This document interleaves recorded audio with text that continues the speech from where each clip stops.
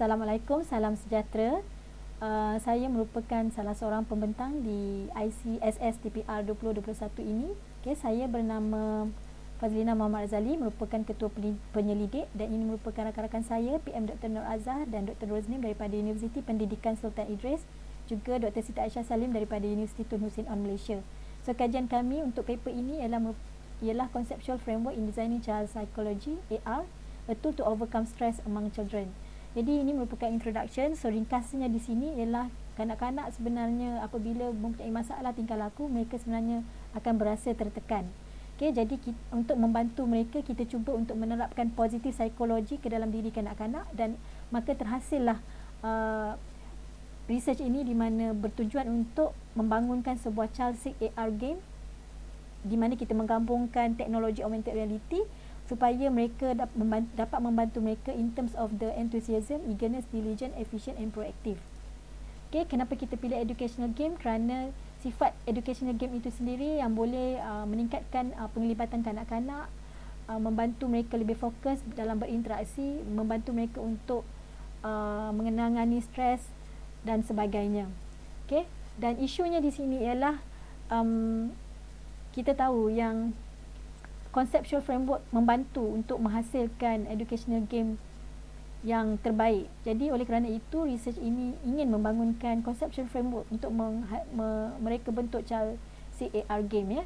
Jadi untuk problem statement, oleh kerana ada research yang berkaitan dengan positive psikologi ini, tidak banyak menekankan conceptual framework, maka kita jalankan research ini, di mana research ini bertujuan untuk menghasilkan conceptual framework dalam mereka bentuk child CAR game, di mana kita cuba embed the children positive psychology daripada 5 perkara tadi.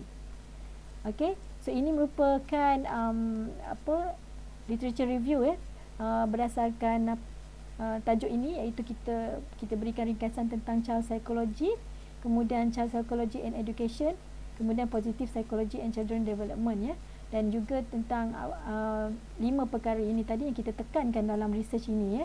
Kemudian kita juga membawa kepada gamification frameworks, di mana ada 3 di sini yang kita perolehi, iaitu daripada Hamari, kemudian daripada J. Lindsdale and Knocker, dan juga satu lagi daripada Chow. So di sini kita highlight penggunaan daripada gamification framework from penyelidik ini, dinamakan sebagai ANET game. Kemudian ini merupakan framework yang dibuat oleh framework tentang ANET game itu. Satu lagi ialah Octalysis framework, itu daripada Chow. So ada penerangannya di sini yang melibatkan Octalysis framework. So daripada 2 framework ini, jadi kita dapat buat kesimpulan, di mana ANET game ini present a model of game enjoyment and environmental learning, dan juga describe psychological processes that might inspire behavioral change and promote learning. Jadi ini sesuai sangat dengan apa yang kita cuba jalankan dalam research ini, di mana kita cuba nak sematkan positif psikologik dalam diri kanak-kanak untuk membantu dia mengatasi tekanan, rasa tertekan itu. Kemudian Octalysis framework ini pula adalah gamification and behavioral design. So apabila kita follow apa yang terdapat dalam Octalysis framework, membantu kita untuk menghasilkan child CAR game ni dengan lebih baik. Jadi both of the framework actually aim to make positive impact to users behavioral and in their life. So untuk research ini kita bangunkan conceptual framework yang dinamakan sebagai child CAR. Kita namakan juga seperti nama game kita sendiri. Sebenarnya kita adapt daripada ANET game dan juga Octalysis framework. So ini adalah framework yang kita hasilkan. So kita combination sebenarnya di antara ANET dan juga Octalysis. So di sini merupakan starting point dia, pre-existing, suasana real situation di sini. So ini pula merupakan motivational stage. Dalam motivational stage ini, bagaimana nak bagi motivasi sebenarnya bergantung kepada demographic variables dan juga player type, macam mana kanak-kanak tu biasa terdedah tak dengan educational game dan sebagainya. Kemudian untuk motivational stage pula terbagi kepada extrinsic dan juga intrinsic. Dan apabila mereka start bermain gameplay stage ini, so sebenarnya sebaiknya kita follow Octalysis framework yang terdiri pada 8 perkara utama ini. So apabila kita follow 8 perkara utama ini, kita akan dapat mencapai penghasilan game yang terbaik. Okay? Dan sebagai akhirnya learning outcome dia, kita ingin untuk membantu kanak-kanak untuk increase knowledge, enthusiasm, eagerness, diligent, efficient dan juga proaktif. Okay? Ini merupakan penerangan bagi child seek AR. Okay? Di mana untuk child seek AR ini dia ada 2 perkara utama extrinsic dan juga intrinsic. So extrinsic ni sebenarnya lebih kepada logic, calculation dan juga ownership. Okay, so macam mana untuk mereka obtain something, sama ada dia goal matlamat mereka atau apa sajalah Kemudian untuk intrinsic pula dia lebih kepada creativity, self expression and juga social aspect. Okay, so itu dalam motivational stage. Untuk gameplay pula, begins when children have begun engaging with the game. So this game will be fun, okay?